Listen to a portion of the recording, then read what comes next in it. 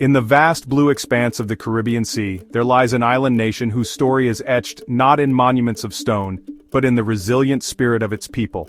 This is Saint Vincent and the Grenadines. Its history is a powerful testament to the fight for freedom and the enduring strength of cultural identity. This is not just a tale of sun-drenched beaches and tranquil waters. It is a story of resistance, a narrative of survival against overwhelming odds. For centuries, this small archipelago was a beacon of defiance, a place where indigenous peoples and Africans forged a unique community and fought fiercely to protect their home and their way of life from the grasp of European empires. Their struggle has left an indelible mark on the soul of the nation, shaping its character and its destiny in profound ways. The story of Saint Vincent, or Euromane as it was known to its first inhabitants, is one that speaks to the very heart of what it means to be human. It is a story about the universal desire for self-determination and the deep, unbreakable connection between a people and their land. Long before European sails appeared on the horizon, the island was home to the Kalinago people. They lived in harmony with the lush volcanic landscape, their lives intertwined with the rhythms of the mountains, forests, and sea. Their world was one of rich traditions, deep spiritual beliefs, and a social structure that was both complex and robust. The arrival of outsiders did not signal the end of their story. Instead, it marked the beginning of a new, more challenging chapter, one that would test their resolve and ultimately redefine their legacy. This legacy of resistance is the foundation upon which modern Saint Vincent is built. It is a history that whispers through the rustling leaves of the breadfruit trees and echoes in the rhythm of the traditional drums. Understanding this past is essential to understanding the present. The battles fought centuries ago were not just for territory, they were for the right to exist, to maintain a culture and to pass down a heritage to future generations. The spirit of those who fought and those who endured lives on. It can be seen in the pride of the Vincentian people, their vibrant cultural expressions, and their unwavering commitment to navigating the challenges of the modern world while honoring the sacrifices of their ancestors. This essay will journey through the turbulent history of this remarkable nation. We will explore the origins of its first peoples and the unique fusion of cultures that created a new community, the Garifuna. We will delve into the long and bloody conflicts with colonial powers, the painful era of slavery and the sugar economy, and the slow, determined march towards independence. We will examine how these powerful historical forces have shaped the identity of Saint Vincent and the Grenadines today. It is a story of immense loss but also of incredible survival, a narrative that proves that even in the face of immense pressure, the human spirit can refuse to be extinguished, fighting for centuries to keep its identity alive.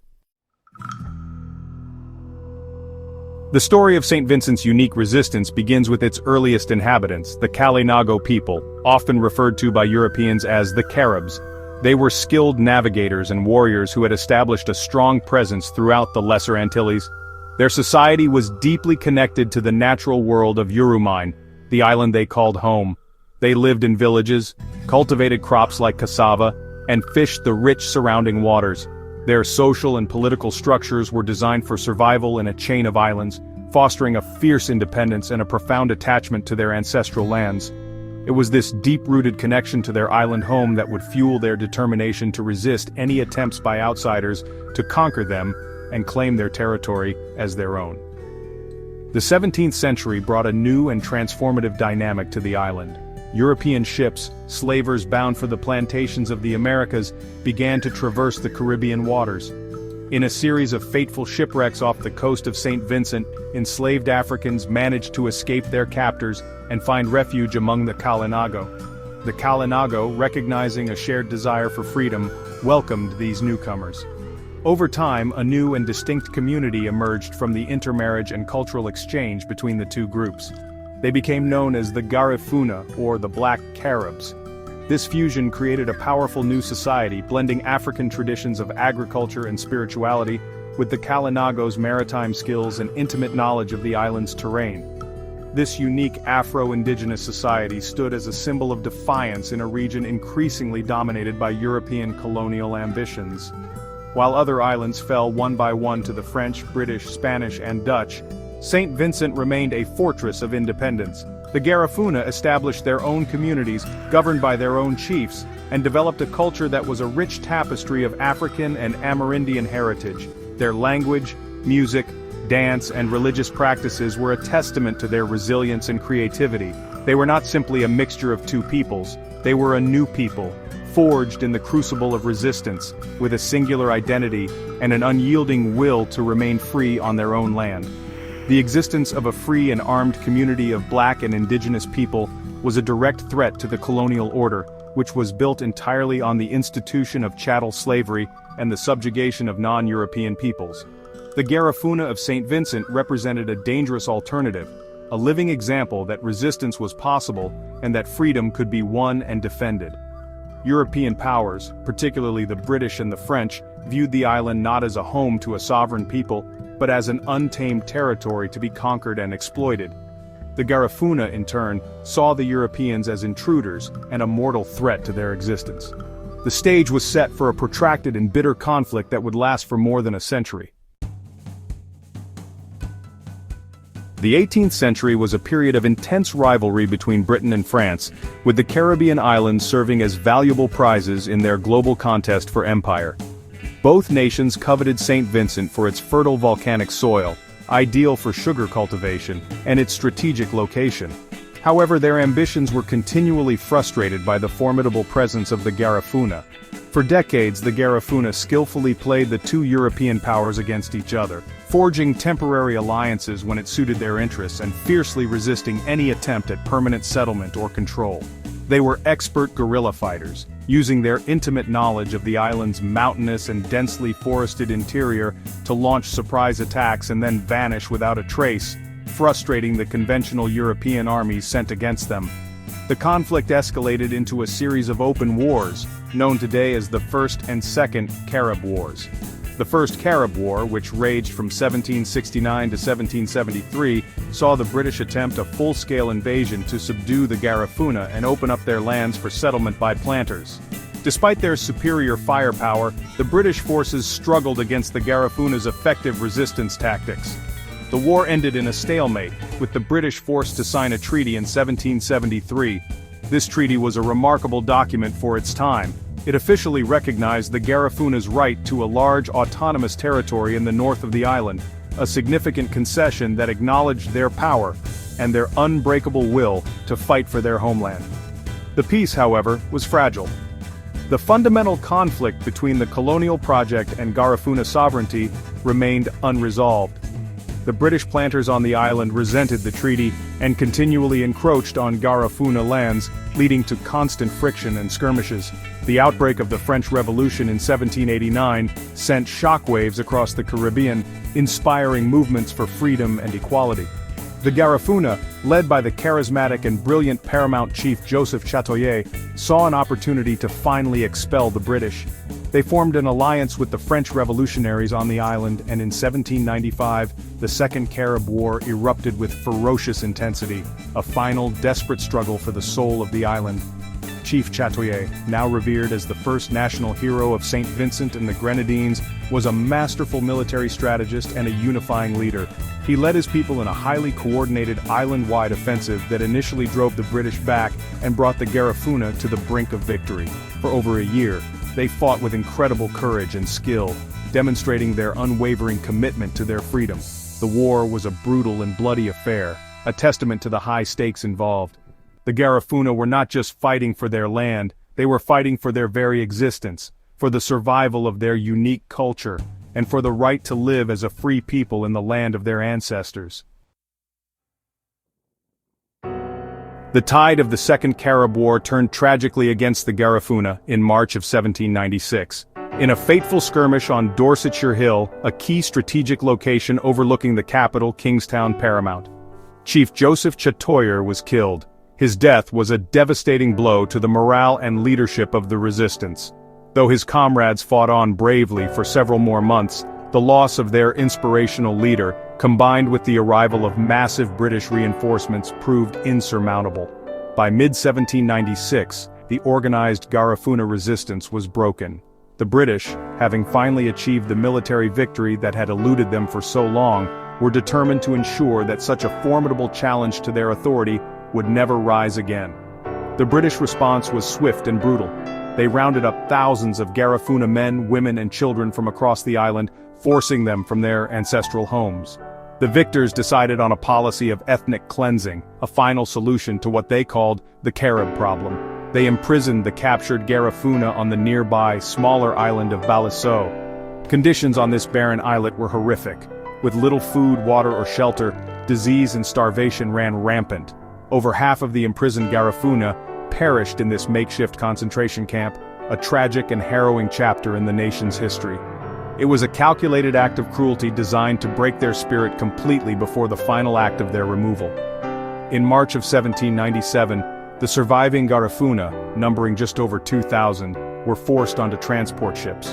The British deported them, casting them into exile far from their beloved Euromine. They were shipped across the Caribbean Sea and abandoned on the island of Roatan, off the coast of what is now Honduras.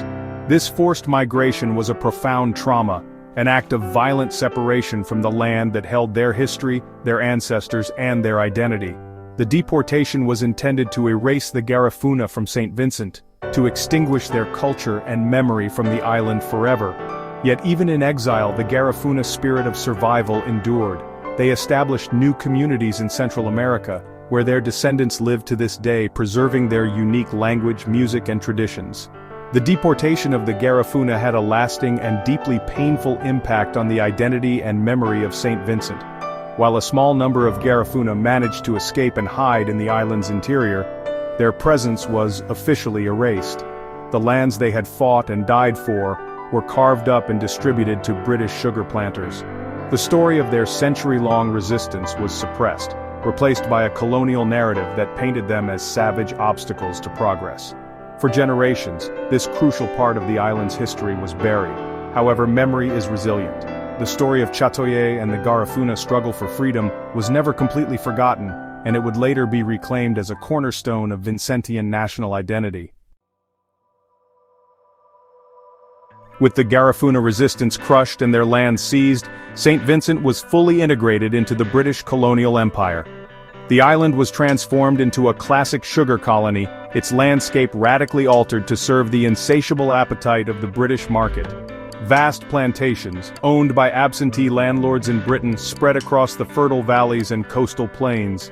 The dense forests that had once provided cover for Garifuna warriors were cleared to make way for endless fields of sugarcane. The island's economy became entirely dependent on this single crop, a monoculture system that generated immense wealth for a small white planter elite, while demanding a brutal and relentless system of labor to sustain it. The engine of this sugar economy was the institution of chattel slavery. Tens of thousands of enslaved Africans were forcibly transported to Saint Vincent to toil on the plantations. Their lives were defined by unimaginable hardship, brutal labor, and the constant threat of violence from sunup to sundown. They worked in the sweltering heat, planting, cutting, and processing the sugarcane under the watchful eye of cruel overseers.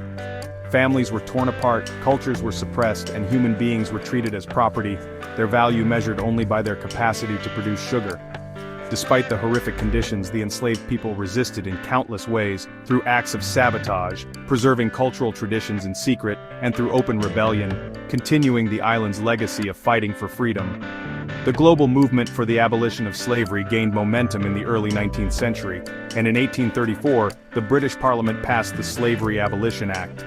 However, freedom did not come immediately. The formerly enslaved were forced into a period of apprenticeship, a system that compelled them to continue working for their former masters for several more years. Full emancipation finally arrived on August 1, 1838. This was a moment of profound joy and hope, but it also marked the beginning of a new set of challenges. The newly freed population had land, but no capital, and the powerful planter class sought to maintain its economic and political control over the island. The post-emancipation period was a time of significant social and economic transition. Many of the freed Afro-Vincentians sought to establish their own independent lives away from the plantations. They formed free villages, often in the mountainous interior, where they engaged in subsistence farming and cultivated their own provision grounds. This desire for land and autonomy was a powerful force, shaping the social landscape of the island for generations to come. To replace the labor lost after emancipation, the planters began to import indentured servants, primarily from Portugal and India.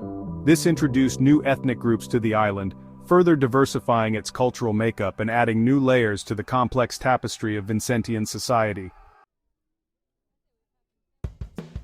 The late 19th and early 20th centuries were a period of deep economic hardship for Saint Vincent and the Grenadines. The sugar industry, once the pillar of the economy, declined due to competition from other parts of the world and the end of the system of enslaved labor. Poverty was widespread, and the majority of the population, the descendants of enslaved Africans, had little to no say in the governance of their own island. Political power remained firmly in the hands of the small white plantocracy and colonial officials appointed from London. However, a new political consciousness was beginning to stir. The legacy of resistance, from the Garifuna to the slave rebellions, had not been forgotten, and it began to fuel a new kind of struggle.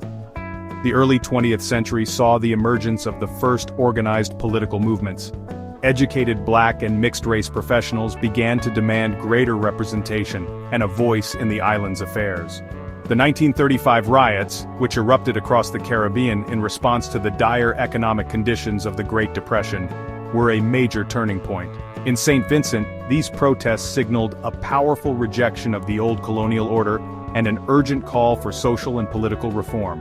In response, the British government began to slowly introduce constitutional changes, leading to the introduction of universal adult suffrage in 1951. For the first time, the vast majority of the Vincentian population had the right to vote, a crucial first step on the long road to self-determination. The post-war era was dominated by the rise of trade unions and political parties that championed the cause of the working class. Leaders like Ebenezer Joshua emerged, articulating the aspirations of the people for better wages, improved living conditions, and ultimately, political independence. In 1958, Saint Vincent and the Grenadines joined the short-lived West Indies Federation, an attempt to create a single independent political entity out of the British Caribbean colonies. Although the Federation collapsed in 1962, the experience fostered a stronger sense of regional identity and reinforced the idea that full independence was an achievable goal.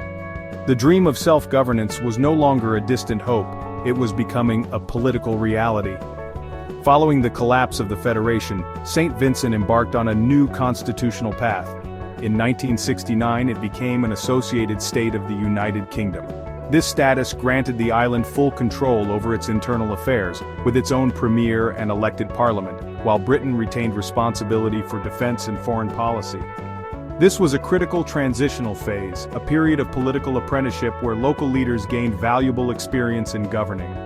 For a decade, Vincentian politicians and civil servants worked to build the institutions and the political maturity necessary for the final step. The slow, patient, and determined march towards freedom, which had begun centuries earlier in the forests with the Garifuna, was nearing its destination. On October 27, 1979, the flag of the United Kingdom was lowered for the last time over Kingstown, and the new black, blue, green, and gold flag of Saint Vincent and the Grenadines was raised in its place. After centuries of resistance, conflict, and colonial rule, the nation was finally independent. This moment was the culmination of the long struggle for self-determination. The country adopted a new constitution, establishing itself as a parliamentary democracy within the Commonwealth, with its own prime minister and a freely elected House of Assembly. Building a new nation from the ground up was a formidable task, but it was one that Vincentians embraced with a profound sense of pride and optimism for the future. The journey since independence has not been without its challenges.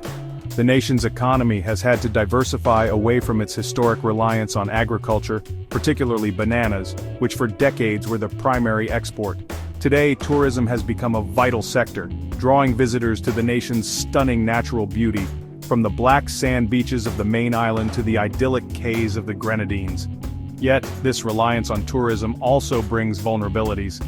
The nation also remains at the mercy of powerful natural forces. The La Soufriere volcano, which dominates the northern part of Saint Vincent, has erupted several times, most recently in a major series of explosions in 2021, causing mass evacuations and widespread devastation to agriculture and infrastructure. In this modern era, there has been a powerful cultural revival, a conscious effort to reclaim the histories and traditions that were suppressed during the colonial period.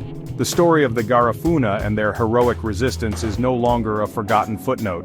Chief Joseph Chatoye has been officially declared the nation's first national hero, and National Heroes Day is a major public holiday celebrating his legacy.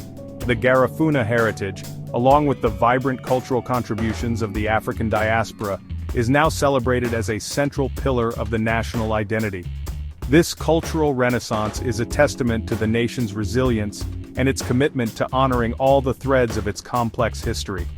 Today, Saint Vincent and the Grenadines stands as a proud, independent nation, its identity forged in the fires of resistance and the patient struggle for survival.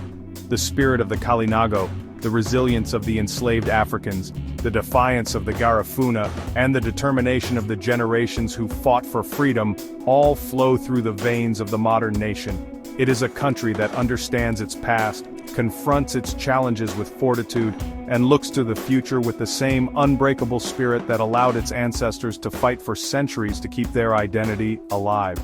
The story of Urumine is a powerful reminder that even the smallest of nations can possess a spirit of defiance that is unconquerable.